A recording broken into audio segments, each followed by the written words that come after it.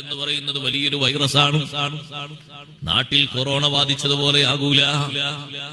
എങ്ങാനും പിടിപെട്ടാൽ തിരിച്ചെടുക്കാൻ വലിയ പ്രയാസമാണ്.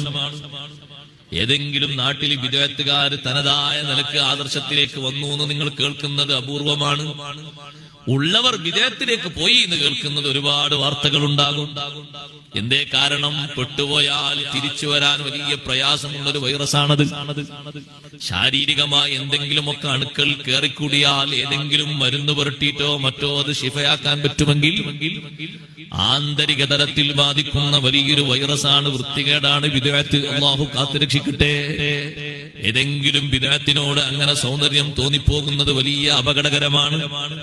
അവരുടെ മാർഗമാണ് ശരിയെന്നെങ്ങാനും തോന്നിപ്പോയാൽ നമ്മുടെ മനസ്സിലാണ് പിശാച് കുടിയിരുന്നുകൊണ്ട് ഏറ്റവും വലിയ ദുർബോധനം തന്നുകൊണ്ട് നമ്മളെ തെറിപ്പിക്കുന്നത്.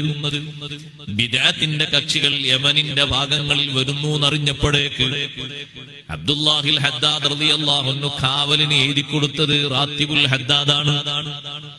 തുടക്കം മുതൽ ഫാത്തിഹ ഓതി തുടങ്ങുന്ന ദിക്റുകളില്ലേ, ആ ദിക്റുകൾ അങ്ങനെ എഴുതിയിട്ട് പേടി പറഞ്ഞ ആളുകളെ കൈകളിലേക്ക് കൊടുത്തു. എല്ലാവരോടും